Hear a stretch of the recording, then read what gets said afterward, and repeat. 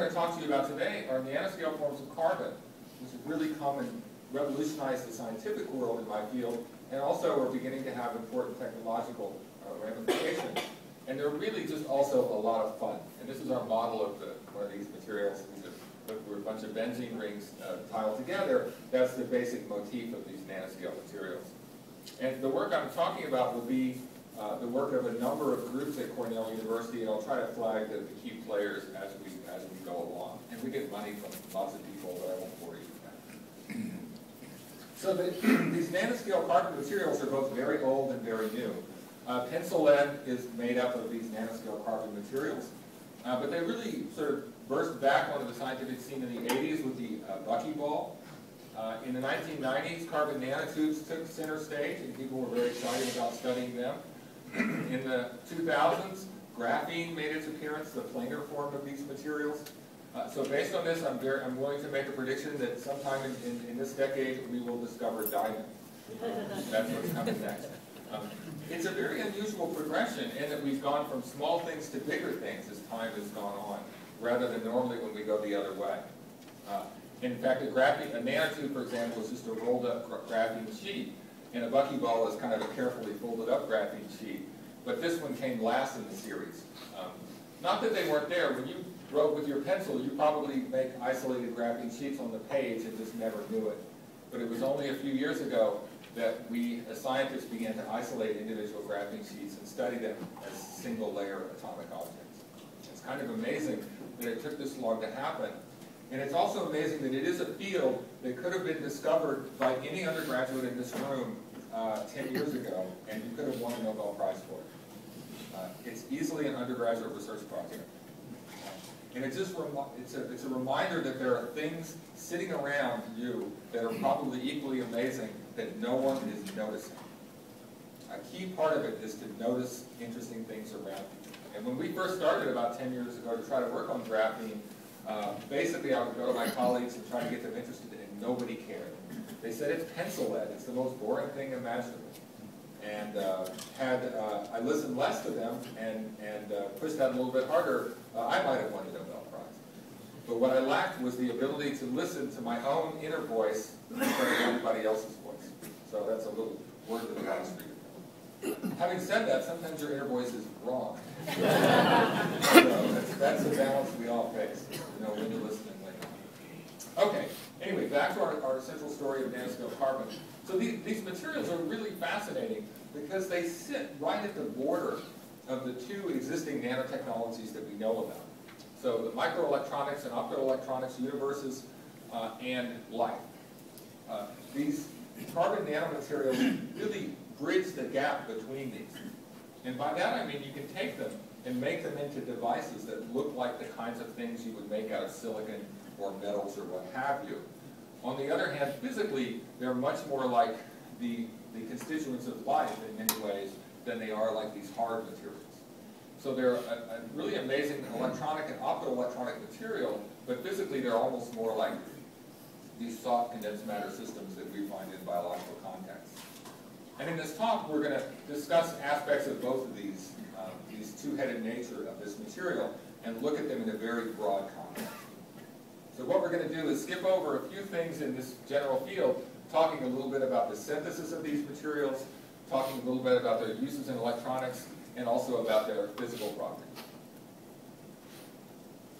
As a result of the fact that we're skipping around, I won't be able to go too deep in any of them, but you can certainly, if your interest is piqued, there's plenty of good review articles and stuff to read out there in the literature. So first off, how do you make, for example, graphene, the most recent one of this group to come along? The way that it was done originally that won the Nobel Prize was to basically take some graphite, put it on a piece of Scotch tape, and then by hook or by crook, put it down on the surface, find something that's really thin, attach a bunch of electrodes to it, and measure it. It's really that simple. That's not the basis of the technology. Another amazing thing has happened in just the last couple of years, that techniques for growing graphene by chemical vapor deposition have appeared. And again, the amazing thing is, any of you could have discovered this easily. It's trivial. You take a piece of copper, it can be a penny, it can be a piece of copper foil, you stick it in a furnace that costs $1,000, You heat it up to 900 degrees C, you flow some methane over it, and you pull it out, and there's graphene, a monolayer of graphene coating the piece of copper. It's incredible. In fact, the amazing thing is the way you now have this macroscopic piece of copper covered with a monolayer of graphene. The way that you get the graphene off is you take and dissolve away all of the copper and leave behind the graphene. So you take this macroscopic thing and throw away everything but a one atom layer thick material on the surface, and then you can stick that down on chips and make all kinds of complicated physical and electronic devices happen. The rate of progress in this field has been stunning. From literally, couple of summers ago, this technique was first reported, to now it's just blown up, and it's all over the world. And for example, just in one particular example, using this kind of technique, you can now grow graphene sheets that are, this big. And many companies, in particular Samsung, is pushing this technology very, very hard for uses in flat screen displays, for touch screens, and also perhaps as for a conducting material to replace indium tin oxide in solar cells. So this stuff is gone from a laboratory curiosity to something that's looking very technological incredibly quickly, and basically in the lifetime of one graduate student. It's really remarkable. I should also mention that, for example, the Korean groups are really pushing this technology hard, and the Europeans as well, and the Americans are not pushing it as hard as the other. We're pushing the science but not the technology. I think this is another example where we're not picking up the ball as fast as we could with respect to some of our competitors. But it is amazing. You can get this stuff really big. Having said that, when you can grow this stuff that's monolayer sheets of graphene that are this large, there's almost very little known about what it really looks like at the atomic scale when they were first growing these things. What does this stuff actually look like? The fabrication got way ahead of the material science. Nobody had gone in and figured out, is it polycrystalline? Is it one uniform crystal? How strong is it? Et cetera, et cetera. So the first thing I'm going to tell you about is some work along that direction, where we're going to go try to look at this material down at the atomic scale and see what it really looks like. And the first thing that I also should mention, by the way, that the group that discovered this technique came out of UT Austin. Rod grew up, although he was born in Ithaca, he did this work at UT Austin, so it's not so far from here that this technology was developed. Anyway, this graphene that you will see that you can make, which is this big, is actually composed of microscopic grains, little sheets of paper. Now keep in mind, these are one atom thick layers, and somehow they're stitched together. And for example, if you grow graphene by this technique I described, and you don't grow it to completion, you end up with little puddles of graphene, each of which is a micron or so in size, and they haven't quite stitched themselves together yet. So they grow as individual little puddles, and then somehow they have to stitch together. If you grow it longer, they'll finally connect up. Well, how does that work? How do they stitch together? Do they stitch together well? How big are the grains? How big are these individual pieces? Can you image that in certain ways? And how would they influence the mechanical and electrical properties? So this is the material science that needed to be done to help to begin to understand how these things will perform as materials. And the field has moved so fast that a lot of this knowledge is not known. So people are thinking about using this stuff, and we basically don't understand the material hardly at all. So one way to do that is to make friends with people that have very fancy transmission electron microscopes. So at Cornell, we happen to be fortunate to have a Professor David Muller, who's one of the best microscopists in the world, who has an aberration-corrected STEM, which is one of only something like 5 or so in the world, that can take some of the kinds of images that I'm about to show you. So what you're seeing in the background there, this little series of hexagons. So this is a monolayer of graphene that's suspended, being imaged in the TEM.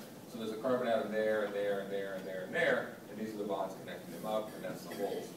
So you can, with a microscope like this, you can actually take pictures of every individual atom in the structure. So that's pretty cool. But even more important, you can then go over and find a grain boundary. So if you stare at this a little bit, there's one grain here, and there's another grain here, and they're misaligned with respect to each other. They're not in the same orientation. So when they stitch together, how does that work? So when this glues with this, how does it work? And what we found, along with a group at UC Berkeley, was that first they stitch together really well. Meaning if you look at this boundary, it looks like the bonds all stuck themselves together pretty darn well. It manages to do a good job of connecting up carbon-carbon bonds. So that's good news. That means it's probably a halfway decent material. Now this doesn't have to happen. In many polycrystalline materials, they'll oxidize at the surface or what have you, and the properties of the grains will completely dominate the show. It's even kind of more fun. If you really go in and trace these things out, you can draw little diagrams of what the grain boundary looks like. And this becomes a problem in geometry, actually. If you have a tile space with hexagons over here and hexagons over here, but they're rotated, how do you stick them together? This is a problem that Euclid probably would have enjoyed working on. And the answer is you stick them together by making a series of pentagons and heptagons, so 5 and 7 membered rings, instead of the hexagon 6 membered rings. And using those, you can stitch these things together very, very nicely. So you get these kind of snaked grain boundaries where you have these things that don't quite look like benzene anymore. They look like these other 5 and 7 membered rings. And the occasional, I think there's an 8 membered ring somewhere in this as well. What's the significance of the 27 degrees? So this is a really good question. So these are grown on a copper substrate that is single crystalline. And so at first people thought maybe it registered to the copper. What it looks like is it actually does register to the copper, but it can do it in a couple of different ways. So it tends to seem to like to do, there are different registries that are about 30 degrees off. And there's a few more that are about 5 degrees off. But we're still working that out. And this is the kind of information you get. You begin to piece together what's going on. And I'm not going to show it to you here, but the theorists had made predictions, and they said, well, I don't know what's going to happen, but one thing's for sure, the worst grain boundary would be grains that are about 30 degrees off. And so the theorists, as usual, were completely wrong. So you want to always build your microscope and go to the predictions. Do they act as donors and acceptors? These 5-7 defects, they don't have to, no. The bonding is still, everyone is locally threefold, his coordination is the same, so it's okay. They actually, electronically, they can form a band gap. They can form a barrier, in essence there's a local band gap there, but you need to make them ordered. These disordered ones are, it's not clear what their electronic band is like. We've done a lot of experiments to study the physical and electronic properties of these. I'm not going to bore you with those details. But mechanically, they will fail. If you pull on them, they will fail along these grain boundaries. Electronically, the conduction across these grain boundaries seems pretty good. It probably will influence things if you have a very, very high mobility layer, but for most normal applications, the electrons seem to do a pretty good job of going right across them, because they're stitched together so well. So this gives you a nanoscopic picture. We also wanted to develop techniques to take pictures of the grains as a whole. And it turns out that nobody knew how to do this except for a few old-timers, including David Muller and his thesis advisor, which is if you have a polycrystalline material in a TEM, there's some well-known techniques for finding individual grains. And basically what you do is you take a diffraction pattern and you pick out the diffraction spots of a particular orientation, and then you block out all the rest, and you make a picture of those ones that have that particular crystal orientation. You repeat that for another set of diffraction spots, and over time you can build up an image of all the different angles of rotation of the individual crystals. I'm not going to bore you with the details of that. Suffice it to say that when you're done, you can make these kind of art-looking pieces where you have every one of these different colors is a different grain boundary orientation. So they're all different rotations, and you can see how they're stitched together. And what you see here is, by the way, the grains are on the scale of a micron in size. So they're pretty small, but not super small. And the great thing about this technique is, while that previous technique you needed this microscope that almost nobody else has, any TEM you can do this. And so this technique is, again, it was introduced at the beginning of this year and is already in use in labs all around the world.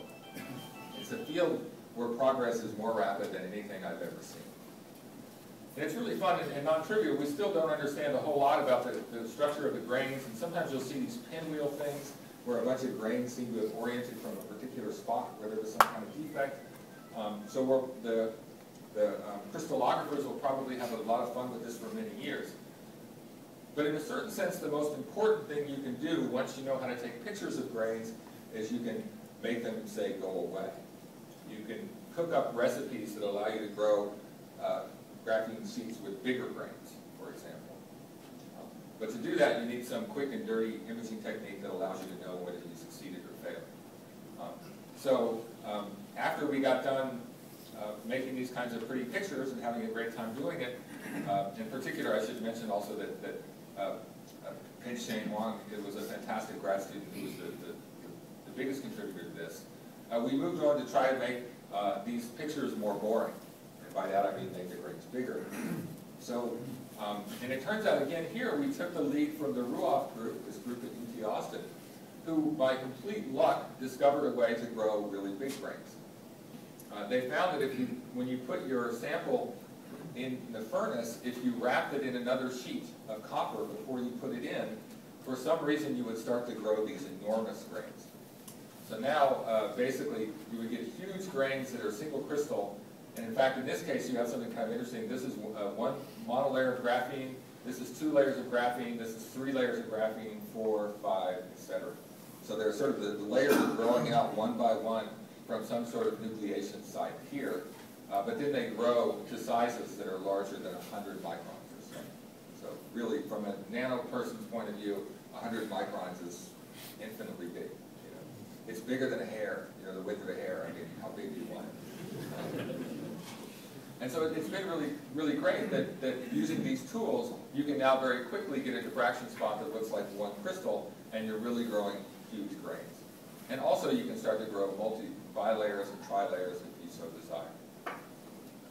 And I should also mention it's a really fun area because it is pretty simple, meaning you can set up one of these furnaces for not a lot of money and grow graphene in an undergraduate lab setting or something like that. It's really cool.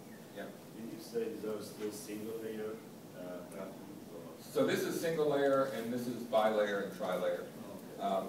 So when the statements that I made before that you get a single layer of graphene over the whole penny isn't completely accurate. In fact, there'll be little spots where you have more. And the relative ratios of these can be controlled by growth conditions. Some groups have come up with recipes that they say gives them mostly bilayer over the whole system.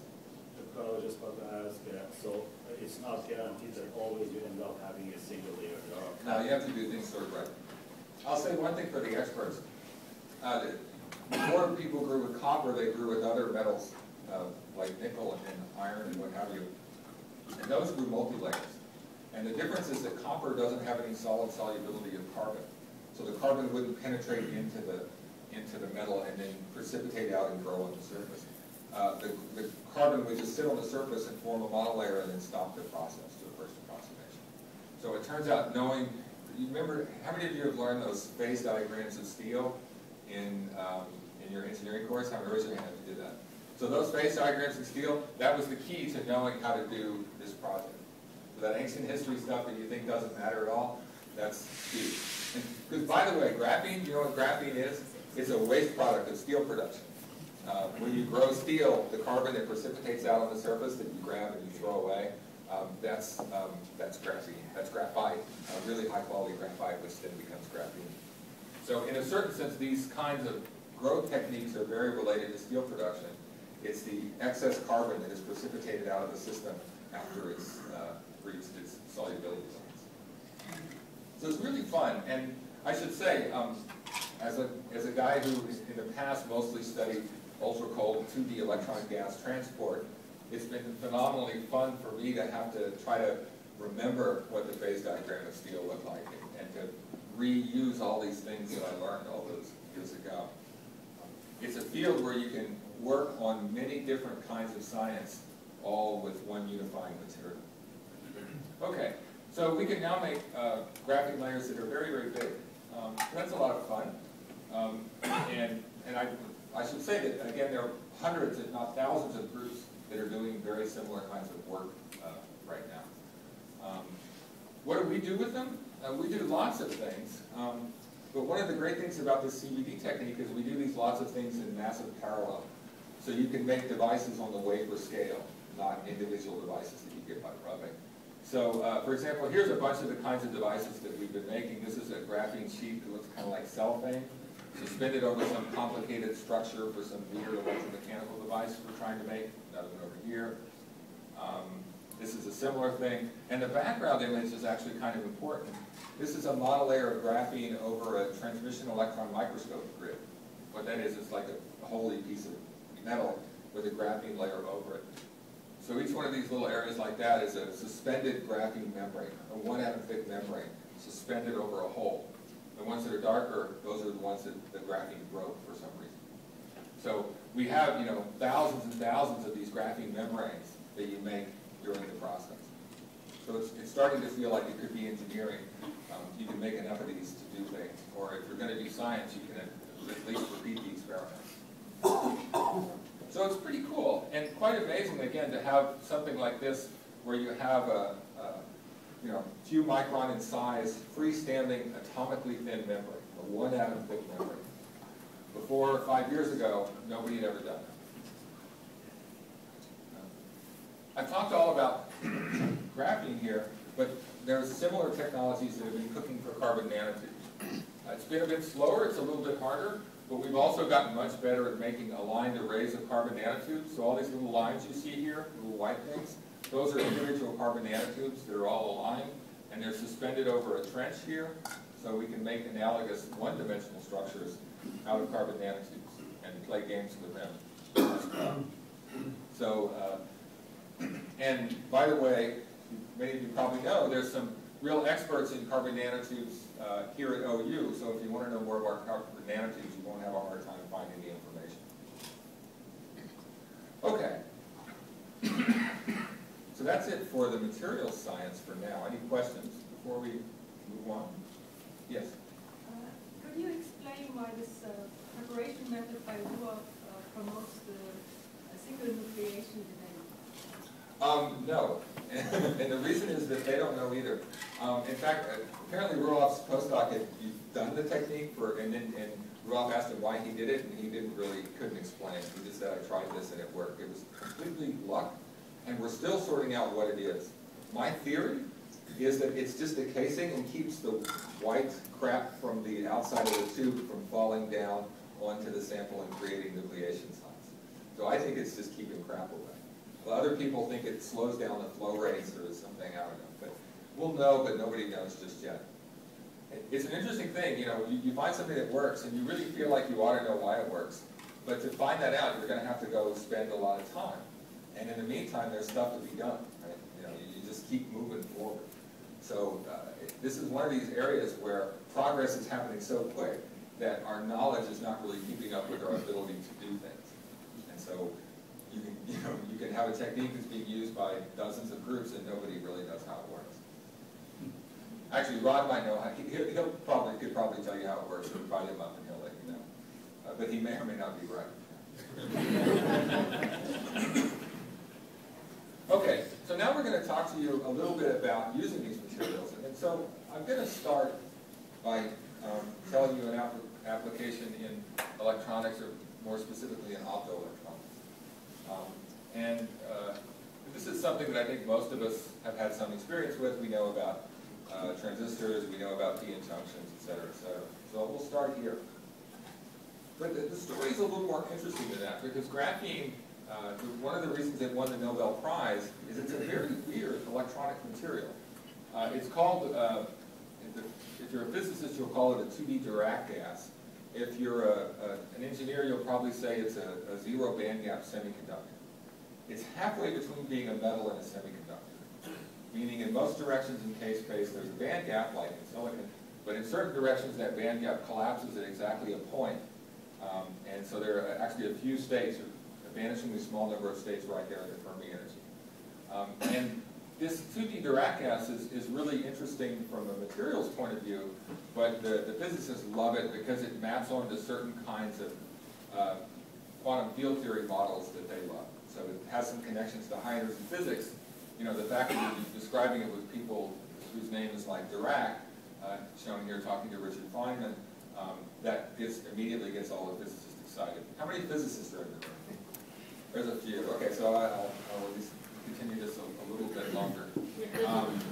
You can write down a simple Hamiltonian that a high-energy physicist would recognize as a toy model of a massless 2D fermion, like you might expect for a two-dimensional neutrino, and develop all kinds of cool analogies between these materials and elementary particle physics. And this has been a lot of fun, because these two parts of our community, the physics community, have over the decades sort of pulled apart. They used to think about things in similar ways, but over the time our worlds have diverged. And this is one area where we use some of the same words and can try to understand each other again.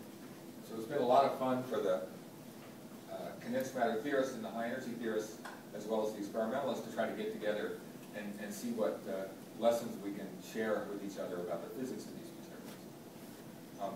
For example, just to give you a cartoon thing about how this works, if you take a graphene sheet and you curl it up into a tube, that's what the string theorists would call compactifying the dimension. You take a higher dimensional object and you make a dimension go away by wrapping it into the cylinder. What that does is it quantizes the states going around the cylinder, just like the states of an atom are quantized by the electrons going around, which takes 2D slices through this cone. And instead of having a two-dimensional massless direct fermion spectrum, you get conic sections of a cone. And though, in fact, this theory for this is more or less like a toy model of what Kaluza and Klein did in the very first version of string theory back in the 1920s, sort of a proto-string theory. And you end up, if you forget about the fact that it used to be two-dimensional and try to treat it as a one-dimensional object, as having a band structure that looks like this. Now, if you're a semiconductor physicist, you say, okay, well, this looks like a semiconductor. There's a band gap, and there's filled states down here and empty states up here. End of story. It's a semiconductor. However, there are other bands as well, like the one shown here. There's a filled band down here and another empty band up here. There's a different one of these quantized states with a different number of nodes going around it. And you can write down all of the parameters for the band gap, and et cetera, et cetera. For example, this one is 1/2 of this one. These are rules that you can derive in an advanced undergraduate or graduate solid-state physics course from the structure of graphene. And in the language of high-energy physics, however, you would say that what has happened is my particles have developed a mass due to their quantization condition in this perpendicular direction. Other interesting things for the high-energy physicist, the thing that plays the role of the speed of light in this model is the Fermi velocity of the electrons, so it's about 100 times slower than in real light. That also means things like the fine structure constant in this system is on the order of 1 instead of on the order of 1 over 137. It's in a strongly coupled limit. If all those words meant nothing to you, the only thing this means is that in the system of like a nanotube, the electrons really interact with each other a lot. They run into each other very effectively. And the reason is they're not embedded in something like silicon, which is a very high dielectric material that interrupts their screen. But, leave all that aside. The first approximation you can think of this as a semiconductor. So what kinds of experiments could you do to prove that this is true? Well, the simplest thing you could do is shoot light at it. In the high-energy physics world, you'd call this pair production. You shoot in light, you create an electron in a hole in the material, like I've shown here. You could also, in particle physics language, you'd say that I've created an electron in a hole, or a particle in its antiparticle. You can create other kinds of particles. You can knock the electron up into a second band and create a different kind of particle that's an electron in a hole. That sounds cool. And then you can also ask, are there other kinds of processes? Like if I've created this particle, can it turn itself into that kind of particle by creating yet another particle? So can we do the kinds of things you would normally think about in particle physics in these kinds of materials? And one reason, by the way, to believe that this might happen is that this fine structure constant that I told you about before has an order of 1 in this material. Or stated in more physical terms, the Coulomb interaction between these particles are very strong, so they can cause transition. Okay, at this point, the eyes are blazing. Why do I care, except for these people over here? Why do I care? Who cares? If this happens. Why do we care? And here's why we care. One reason why we might care. So this is a map of, you guessed it, the United States. This was put together by Nate Lewis. And there's some boxes drawn on this map. The red box is the most relevant one for us. So this is the size of the box you would have to cover with solar cells in order to meet all of our energy needs. Okay? So you would like to cover, you have to give up that. Now, I'll warn you, Nate Lewister is not me. He's a professor at Caltech. So, you know, he did save Oklahoma. I think Norman is safe, but not my farm.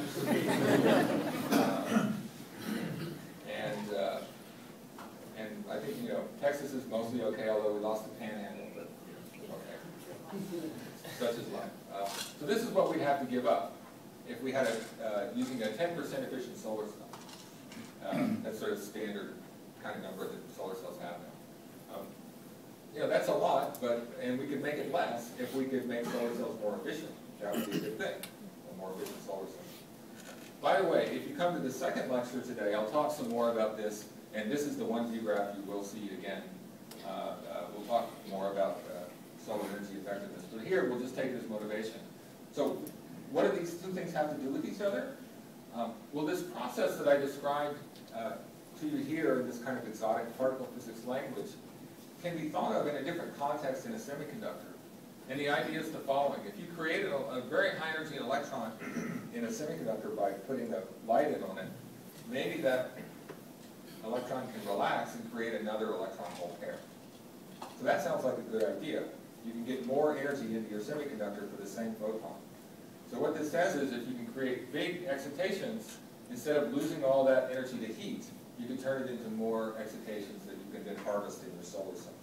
So that's a good thing. So this process, which is known as carrier multiplication in the photovoltaic world, is one of the holy grails for photovoltaics. To make a system that can, if you put in a big photon that has a lot of energy, instead of wasting most of it, it converts that into another excitation that can be harvested. It could improve the efficiency of solar cells. I think this is a classic example of where, you know, stuff that seems very esoteric and weird may actually, if it all worked out nicely, have real-world implications. And is the reason why you should give money to scientists as well as to engineers. This process, there have been hints of it in lots of materials, but certainly no one has made a useful solar cell that is making use of this process. But we can help.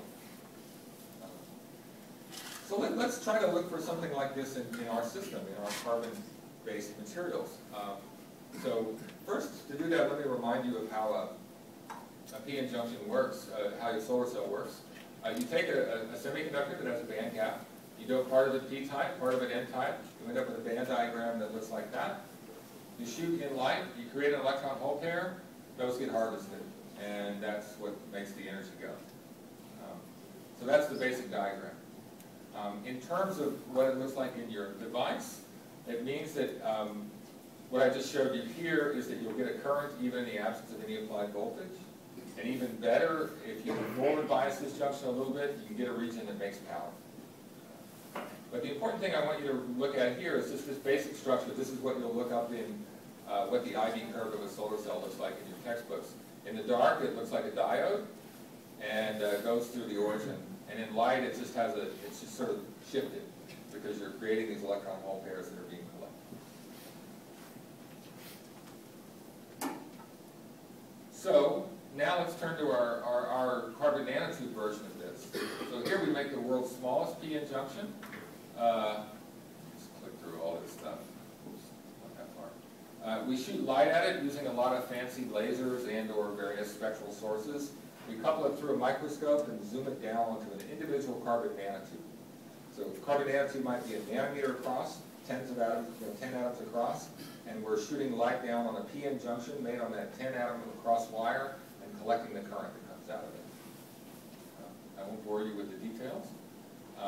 Here's the schematic. So the light's coming in, hitting the nanotube. There's the P part and the N part, which are created by electrostatic gates underneath. And if you aim the laser right at the spot, you get a big peak in the current. So this is the current that we measure as a function of the position of the laser.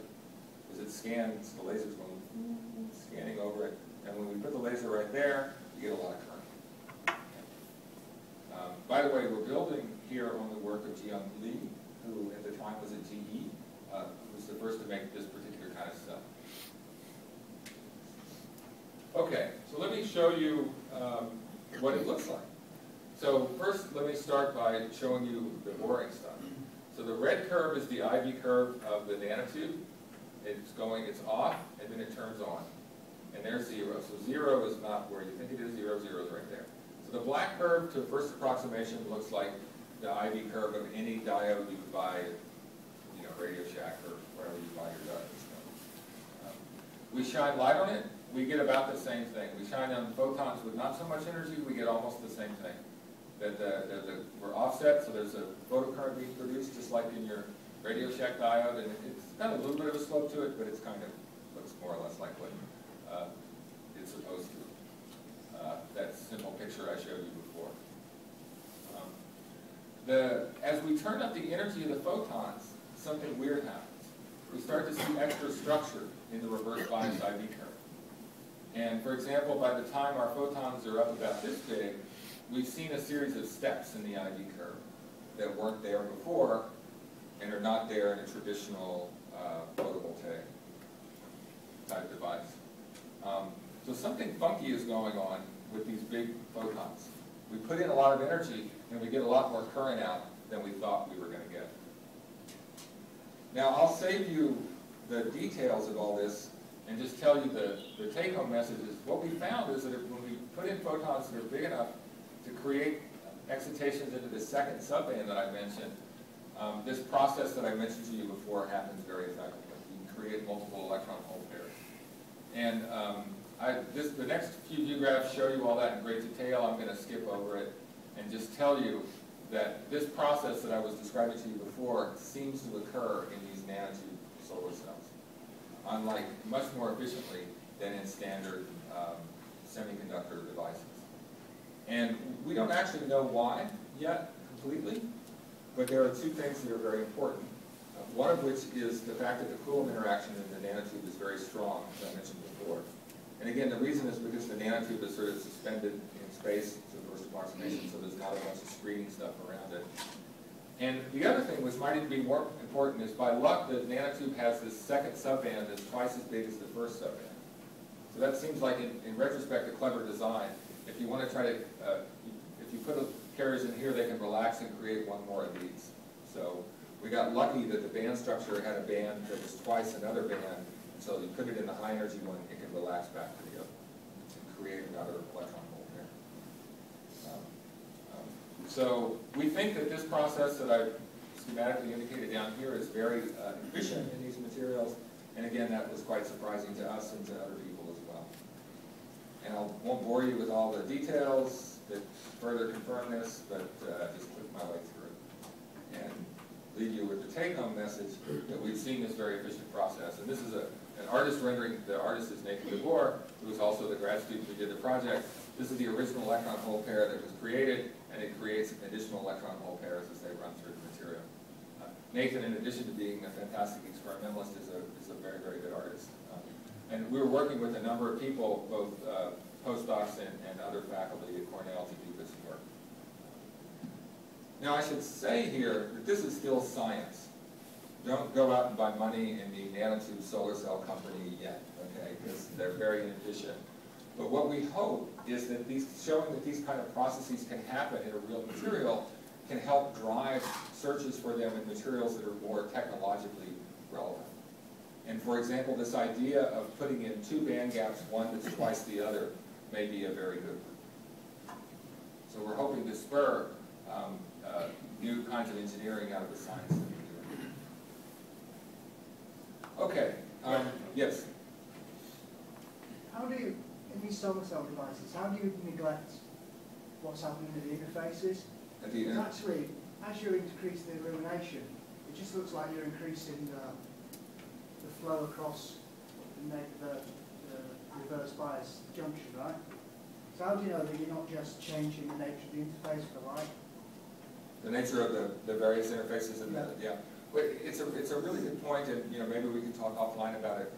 But what I'll say is that when we mapped out the spatial dependence of the photocurrent, we could see, for example, that if we shot it at the edge of the P, it was actually a PIN junction, and we would shoot it, if we shoot it at the edge of the PN junction, this multiplication process would happen sooner than if we shot it at the middle. So it looked like it all made sense for What we think is actually happening is we create the excitation, it accelerates in the field. When it hits the other heavily doped region, that's actually where we think the multiplication is occurring.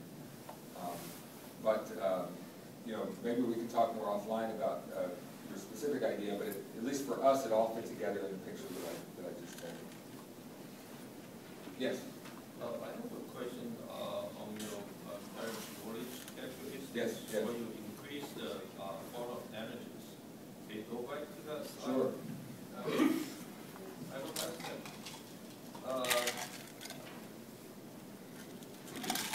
Actually, you increase your photon energies. I didn't see the increase of the. I didn't see the increase of much of the Here. the short circuit voltage, and also open circuit voltage is not increased, and also on the short circuit current. Yeah. It's more of the reverse voltage. Yeah. So that part doesn't contribute to your power conversion. Yeah. So, excellent comment. Let me say a word or two about that. I pulled a little bit of a bait and switch on you.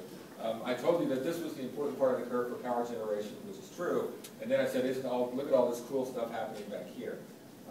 The basic reason for that is that the effects that we see that are most dramatic are most dramatically seen in reverse bias, where we really look like the carriers accelerate and create these electron hole pairs very efficiently. From a power generation point of view, the exciting part is that that curve went to there. So we think that we are in fact doing better. That as we change the energy, you know, a 0.75 eV photon generates that much current at zero bias. But if we use a bigger photon, we can get more current. So we think it is doing better. Having said that, there are lots of other things that are changing when you change the photon energy. The absorption cross-section of the nanotube is changing, and we don't have any direct way to measure that. So it's a bit tricky. I'm a bit careful to overclaim about what's happening here. So the statement that I should really make is that in reverse bias, we see this, what we think is this impact ionization process as being extraordinarily efficient. And it looks like we see it actually helping the power generation of the device. But honestly, if you wanted to, you know, if I had to put odds on that, I would say it's 80-20. It's possible that when we figure out the absorption cross-section, that effect might go away. Yeah, I did see this difference between yours and the conventional diode. And normally, the conventional diode has such large reverse current, and your means a large dark current means the short circuit, open circuit voltage will be low. You don't want to stays there, right? Yeah, yeah, that stays put. So at the risk of, you know, people want to ask me afterwards more of the technical details on this, that's fine, but at the risk of cutting off very interesting discussions, I'm going to move on to the last little part of the talk and tell you a little bit about our use of these materials over here. And this will be a little more cartoonish, a little less physicsy. And I'll also try, let's see, so I should finish up in about, how long should I? 25 minutes. Oh, 20, okay, I got plenty of time. Okay. And I can take my time as we go through here. But I should say for me, I mean, these materials are really neat as electronic materials. And there's a lot of great work being done there. But to me, what makes them even more unusual is the fact that not only are they electronic materials, they are enormously physically interesting.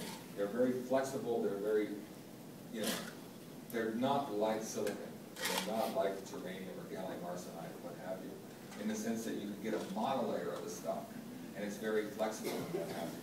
So I'm completely fascinated by the mechanical and physical properties of these materials as well. And in fact, in my group, we've spent a lot of time turning them into very tiny musical instruments. We've made nanotube guitars, and we've made graphene drums. And since I mostly talked about nanotubes in the last part of the talk, I'll tell you more about the graphene drums here. So first, going back to graphene, I told you we could make these suspended membranes. Something that happened very soon after that is our group showed that these membranes were very impermeable and really quite wonderful. For example, you could put a higher pressure on the top side of the membrane than on the bottom side, and the membrane would deform like a balloon. This is exaggerated, the Z is exaggerated, but The idea is the same. The thing extends like a balloon. It will hold vacuum. You can put vacuum on one side and pressure on the other, and it will hold vacuum just fine. Helium can't go through it. Nothing can go through it if it's perfect, if all the atoms are in place. So it's pretty amazing and pretty cool that you can make a wall that is only 1 foot thick. And that wall will be impenetrable to pretty much anything. Very, very cool. Similarly, the Columbia group, not long after that, measured the strength of this material, of a graphene membrane, and found that it was basically the strongest material known. That you could deform it and stretch it by 10% or so before it failed. And furthermore, graphene has the Young's modulus that is about the highest Young's modulus out there. So it has this incredible combination of a very high Young's modulus, meaning it's very stiff, but also very deformable. So, for example, from a strength to weight ratio, it blows steel so far out of the water you can't even imagine. And theoretically, at least, for example, it would allow you to do something like build an elevator cable to space that was held up by the strength of the graphene or carbon nanotube bond. So it's an absolutely phenomenal material and very strong and robust. But at the same time, in spite of that, it's incredibly flexible. How flexible? Well, if you have a graphene sheet sitting there, it's probably just going to be fluctuating around like crazy. And in fact, I won't go through the details of the numbers other than to say that the bending stiffness of graphene is about the same as the bending stiffness of a lipid membrane. So the membrane that encases a cell, that really floppy thing that is completely gooey, that's about how stiff a graphene membrane is. It's incredibly floppy. The reason is it's so much thinner than a lipid membrane. It's about a 1 angstrom thick, whereas a lipid membrane is about 50 angstroms thick. Even though it's flexible, as I said, it's incredibly tough and hard to stretch. So it's a very non-stretchable membrane, but very flexible. Really remarkable. A few other traits to go with this. It likes to stick to stuff. Graphene likes to stick to stuff. Well, that's how a pencil works. You rub it and the graphene sticks to stuff. It's van der Waals interaction. It's a very generic kind of thing. It's the same thing that gecko feets use or what have you. And so it likes to stick to most anything. And the sticking strength is about 0.1 joules per meter squared, or about an EV per nanometer squared, if you're so interested. Question? Have you studied the mechanical and electrical properties of the copper you grow this on before you've taken the stuff off of the copper? So we have not done a lot. So, by the way, the fact that the graphene is incredibly flexible and likes to stick to stuff means that it's actually a pretty good shrink wrap. It'll like to, you put it on something that'll wrap around it. In fact, you can ask a question if you give it a cylinder. What size cylinder will it wrap? Will it stick to? It likes to stick because it likes to stick to things, but it has to curve to do that, so that takes bending energy. And you can run numbers and find out that down to a nanometer, it will probably shrink wrap around something. So if you give it a protein or a cell or a little ball or something, it will try to shrink wrap around it to hold on to it. So it's really kind of amazing. The same stuff that you can make, study the quantum Hall effect in and do all kinds of electronic devices in, you can also put it up against something small and it will try to shrink wrap around it. It's really quite stunning as a material. So what do you do with it? And as I mentioned before, if you're in my group, you make a drum out of it. That's one of the simplest mechanical objects you can make. So you make a hole and you spread a graphene sheet over it. You'll notice the only thing you really see are the bits of crust that are stuck to the graphene. Sometimes that's leftover iron from the etchant, or sometimes it's what we technically call schmutz, which is some sort of carbonaceous glue that we don't know where it came from. But nevertheless, you get a drum. You can then play the drum and listen to it, not literally, but analogously, and look at the response of the system as a function of the frequency at which you drive it. And it won't respond, and then you hit the fundamental of the drum head, and it picks up and has a huge response. You can hit the first harmonic, et cetera, and measure the vibration frequencies of each drum. We even image the shapes of the vibration frequencies to make sure they match out, and it works out pretty well. By the way we do this the way you play and measure this drum can be done in a variety of ways. This particular measurement was an all-optical one. You look at you basically put the drum near another reflecting surface, and as it moves up and down, it changes the amount of backscattered light from the system. So you basically look at it and read out the position optically. And to drive it, you use another laser, which you turn on and off at the resonance frequency of the drum, and the differential thermal contraction sets the thing to oscillate. So you use optic light to excite it and light to read it up. We also do things with electronics as well. Doesn't matter for the point of view of talk so far. You can measure that resonance frequency as a function of the diameter of the drum head, and it scales as 1 over the diameter, which is just what you would expect if you went to your music book and looked up the resonance frequencies of a drum, of a tension drum. To be clear about that. So this drum is acting like a drum because the graphene has been stretched so that it's under tension. Okay? So it's not the bending modules of the graphene that's doing it. As I told you, that's really flexible. It's because it's been stretched like you had stretched it across a drum. And in fact, whenever you infer the tension in the membrane from these kinds of measurements, you found out that it's about 0.05 newtons per meter is the surface tension in the membrane. That number probably doesn't mean anything to most of you, but it's sort of, the scale of surface tensions of water and things like that. And by the way, this number keeps coming up. You make these drums in very crude ways, and yet we always get more or less the same surface tension in the drum. It always somehow magically ends up looking like it was made about the same way. Even though we'll change the fabrication techniques dramatically and make them completely different ways. And we can do it using the graphene that we make with the Scotch tape method, and we can do it with graphene that we make from CVD, and we always get the same number. And that actually, that's kind of a mystery. Why is that? Why would this graphene somehow always give you the same tension? I mean, when you make a drum, right, you have little tuner things on there that allow you to tune the tension in the drum head. We didn't do that, and yet somehow it always comes out to be about the same number. So why is that? And actually, this picture tells you the answer. So this is an atomic force micrograph image of a graphene drum head suspended over a hole. But you'll notice that it kind of goes inside for a little bit. So this is the graphene, the blue stuff. The thing comes up over and it goes like that. So the graphene sort of shrink wraps around the edges of the hole for a while, and in essence self-tensions itself. So because it likes to stick to the sides of the hole, it sort of starts sticking to them.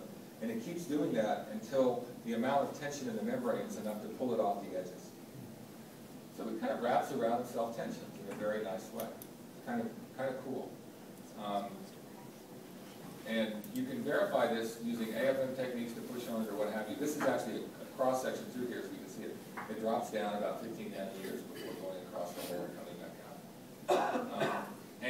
And it's really, in this number I gave you before for telling you how strong the van der Waals force is stuck to the side is exactly what sets this intrinsic tension. And it was interesting because in this field, if there was a tension there, you thought you had to put it in by hand. And so everybody was coming up with all kinds of crazy reasons why you always get a certain tension. But it's really the fact that you're making your drum head out of this really clingy shrink wrap that makes it go. It also tells you that controlling this tension in a variety of ways could be very important if you want to do things with it. So this is neat. We have these self-tension membranes, and we can start playing with them and doing lots of kinds of experiments with these atomic drums. And I'm not going to bore you with the details of that, other than to tell you that, again, we make these things not onesies and twosies, but by the thousands. So all these little things you see back here, each one of them is another atomic drum that we can study and have fun with. And what makes these drums special? Why would anybody care about them? What makes them special is the basic relationship that you know from a harmonic oscillator. Harmonic oscillators is the spring constant of the oscillator is equal to the mass times the frequency squared. Okay? The property of these oscillators, these drums that are different than other ones, are that its mass is very, very, very small because it's 1 atom thick. It's the smallest 2D membrane oscillator you could imagine making. What that means is that for a given stiffness, so for a given amount of flexiness, it operates at a very high frequency. Or equivalently, for a given frequency, it's very soft compared to other membranes. So if you made a drum head out of silicon that was much thicker, it would, for the same frequency of operation, would be much stiffer, so it wouldn't move very much. So these things are wildly, for a given frequency of operation, they move a whole bunch. They're very flexible, which makes them easier to measure and also makes them easier to control. You can put on additional forces and shift the frequencies and what have you. For example, this is the frequency of a graphene resonator as a function of a gate voltage applied to it. And we're able to change the frequency by factors of 2 or 3 by just putting the voltage on a metal plate nearby. Now in the MEMS world, this is, you might tune the resonance frequency of an oscillator by a few percent. Here we can do it by factors of 3. The reason you might care is these frequencies are up in the megahertz. These are radio frequencies. So you can, for example, make a tunable nanotube or graphene membrane radio out of this stuff.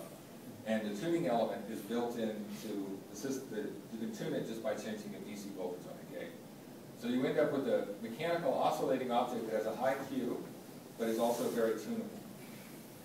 And so people are really starting to explore the use of these for all kinds of, for physical information processing, basically. We're doing all kinds of other things. Actually, we're mostly working on scientific things, and I won't bore you with details, other than to tell you that we're very interested in electromechanical devices for the kinds of applications I told you about, and also optomechanical devices, where we use this oscillator interacting with light beams to control the properties of the light. We've even started experiments where we have a graphene membrane that's going to have a Bose-Einstein condensate above it, and study the interaction of the Bose-Einstein condensate and the graphene membrane. And the reason to do that, by the way, is that the mass of the graphene membrane is about the same as the mass of the Bose-Einstein condensate, so they couple together very nicely and can influence each other very dramatically. So we're having a great time playing around with this mechanical material.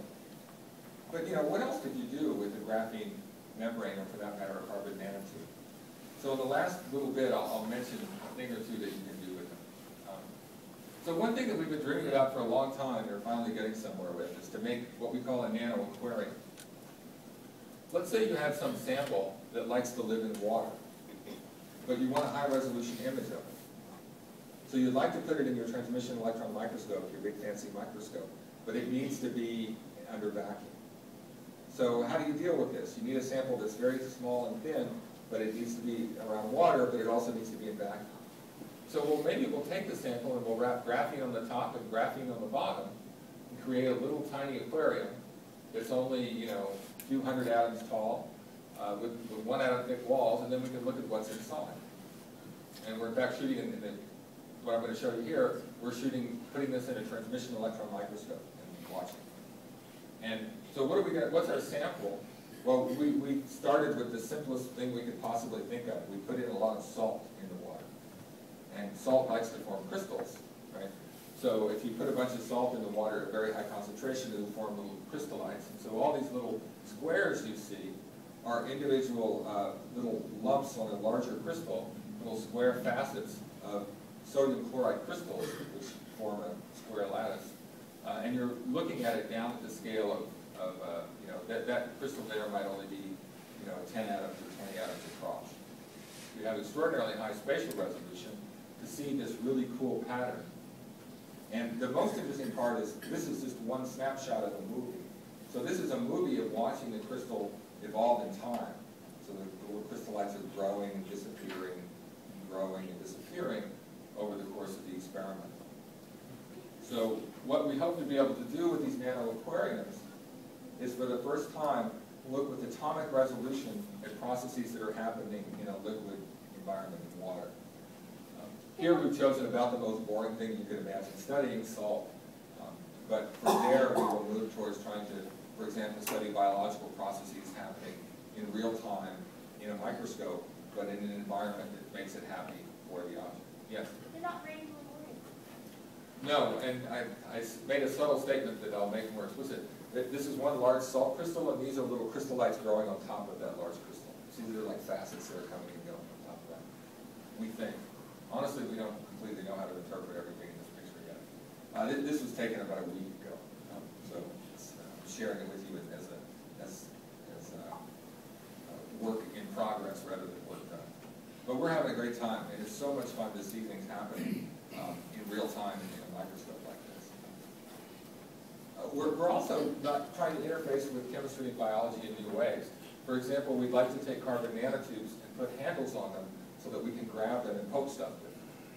And for example, see how what happens when we shove them through a giant vesicle or stick them through a lipid membrane or what have you.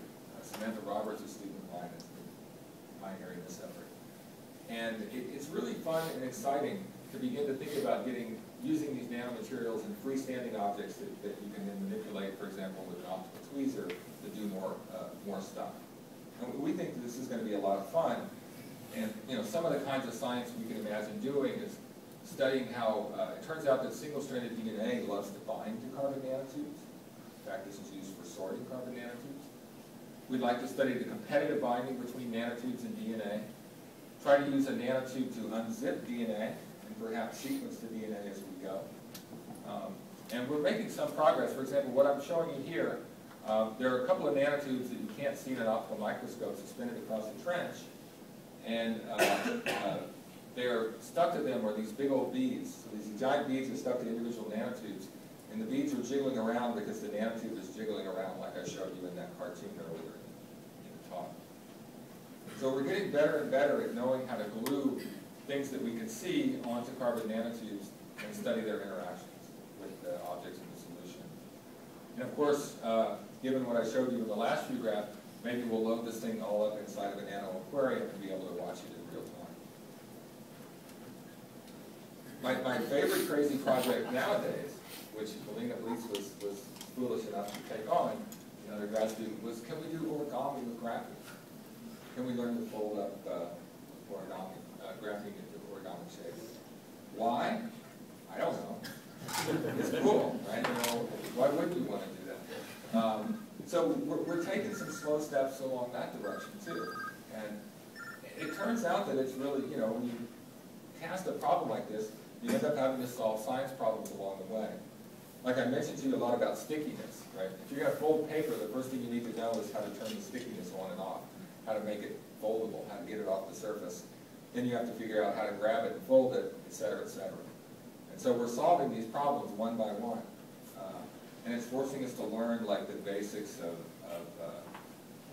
behavior of surface tension in liquids and things like that, mixed together with the properties of graphene, mixed together with optical tweezers, et cetera, et cetera. So it's really fun.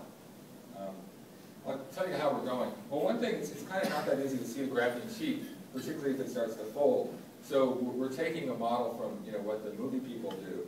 If they want to digitize the motion of someone, they glue glowing ping pong balls to them, and then they can record the position of all those balls.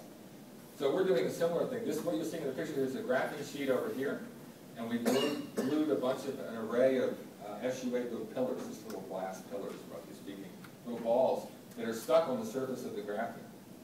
Now the edge of the graphene is sort of curled up, and so they look all fuzzy here because they've moved up out of the plane of the focal plane of the graphene.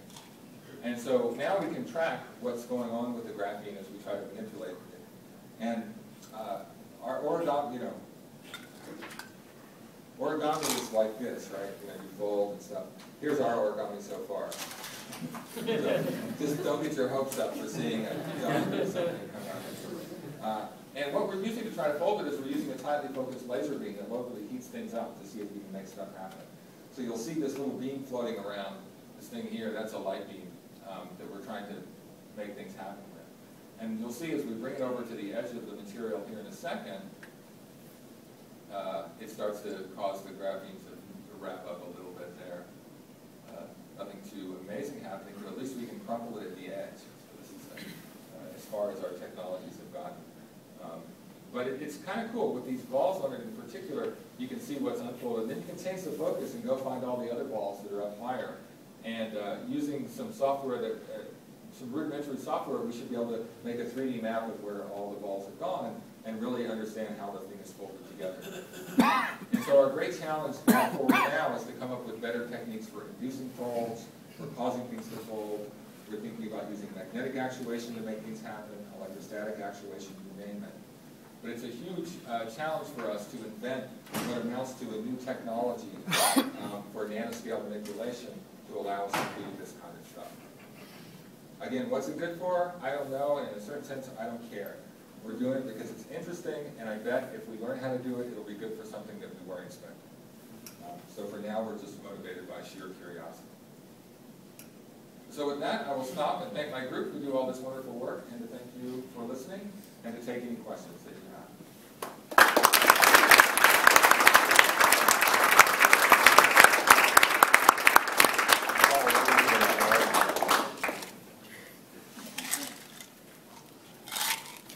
Yes? What other groups internationally are busy doing what for close to what you do? It depends on which area you go into. So, you may have noticed that we're a little bit all over the map. The thing that holds us together is the material, but the applications are very different. On the nanotube solar cell stuff, there's groups at Delft in the Netherlands, for example. There's the Jiyoung Lee's group that's now at Albany. There are a few other groups that are working on that.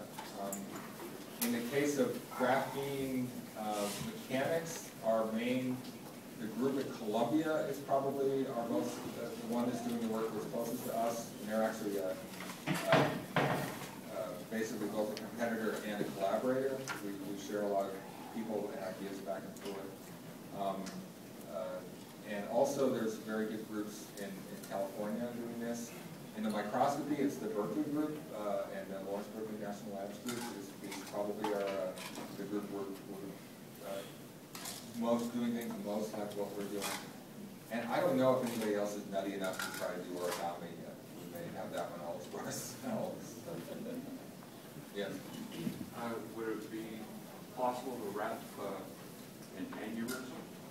To use it as a, yeah. Is it that strong? I think the answer is yes. Would it be better than something else? I don't know. I've had people come and ask questions along those lines.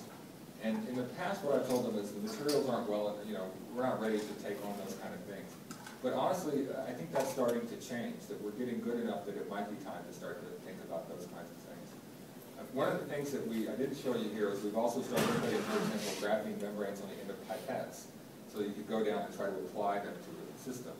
But you'll need to also know how to release them and have them stick on the new substrates. You'll need to know how to let go of them, etc. So it ends up becoming a problem that's not unlike the graphene origami project. So we hope soon we would be able to go and start putting graphene patches on various systems, be they your favorite system from an aneurysm all the way up to repairing something on a mechanical system. By the way, one thing graphene would be useful for, if you want to make a hinge at the nanoscale, it's really hard, right? You have to make it's just hard to make a hinge. A hinge is a complicated object. But a paper hinge is a really simple object. And for that, you want something strong and flexible. And so a graphene membrane is the perfect mechanical hinge. So we're also building systems that have panels that have graphene hinges that then you try to fold the panels. Yeah? For solar cells applications, what happens when temperature is An excellent point. Another reason you shouldn't buy stock in the company. The effect that we saw goes away above about 100 and something degrees, about 150 degrees. We don't know why. We think it's competing phonon scattering mechanisms that are relaxing it, but we don't know why.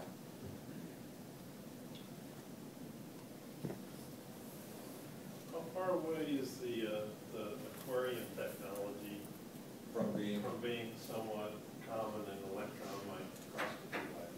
It's a good question. So there's nothing published yet. Our group has results, and the Berkeley group has results too. Like they, for example, see nanocrystals grow inside of these kinds of aquariums. There's a lot of work in the TEM community on sort of similar structures made out of silicon nitride, and that's coming along very rapidly. And there you can even have plumbing into it, so it's more powerful in many ways. But usually they're thicker, and so for the ultra high resolution stuff, this technology should be good. And honestly, I don't think the simplest version of it is you take the solution that has the stuff in it that you want. You get a graphene layer floating on the surface. You take the TEM grid and you pull it up through it, and the TEM grid wraps, the graphene wraps both sides and collects a little bit of liquid inside. So my sense is it may turn out that this will be very quickly something that is easy for lots of groups to do. And by the way, this is one of the exciting things about this field in general, is that very often, once you figure it out, it's easy. So it can propagate rapidly. Unlike you do some experiment that's so hard that nobody else can do it. You know, it's in ultra low temperatures and very specific environment. A lot of this stuff, if you can make it happen, you can hope that it can propagate out to other labs very quickly. Yes? Your P-junction do it by electrostatic. Correct. Yeah. Correct. How robust is that doping? It lasts days, or you need to do the experiment right away? So that's an excellent question. If you keep the device cold, it's very stable. Cold meaning below about below the freezing point of water, or probably like 100 Kelvin or something.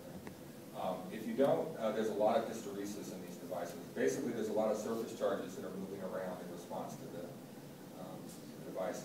You know, if you go to an old-time silicon person and you say, well, we've got this free oxide surface with something sitting on it, they will just sort of start to cringe and go in the corner and cry. Because their industry spent, millions of dollars in years to learn how to get rid of all those kinds of hysteretic effects by carefully encapsulating and keeping everything clean. And in our field, we ignore all of that. Therefore, we have very, very hysteretic devices unless we cheat and cool them down. Yeah. So the conventional solar cells right now have a limitation in temperature. They decrease the yield of generation of current. Do you expect that to happen here with the new? If we heat them up, you mean? Yeah, with whenever the temperature increases, you lose production of electricity there. And, do you expect that to happen here? With this kind of effect? Yeah. So as we already heard, that even now the effect doesn't work at room temperature. But even if you did make it at room temperature, it probably would start to go away as you went higher, because the higher the temperature is, the more there are other ways in which the electron can lose its energy that's not the thing you want. So you want it nice and cold so that there's nobody else to compete with you for the processes that make it go. Whether or not, by the way, there is another way of doing that process. You don't use one material for two band gaps, you use two materials for two band gaps. So you can make more efficient solar cells by first running it through a wide band gap material to harvest off the big photons, and then a small band gap material to harvest all the small photons. And using that, you can make solar cells that are 50% efficient, but they get very complicated and expensive as a result. Yes?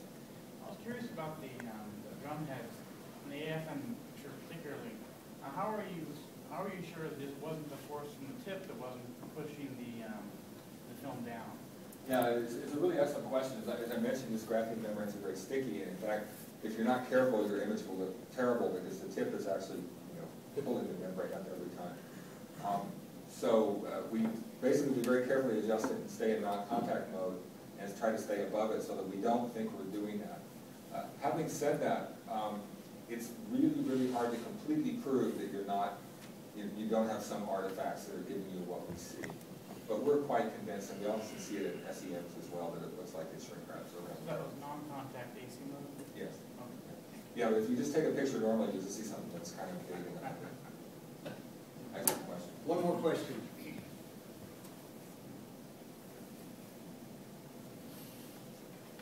Do you see any evidence of the pseudomagnetic fields in your driven drums? Do you see any evidence? The curvature, this is, if that didn't make sense to you, don't worry. The curvature is very small to the first approximation. Having said that, if we were to put little balls on the surface and let the graphene go over the little balls, we could get very high radii curvature. And it turns out that one of these weird analogies is that curvature, bending graphene, has effects that look like imposed magnetic fields. So it's really kind of a cute trick that we would like to try. So modifying the electronic properties by modifying the structural properties is a really interesting and exciting area to play around with.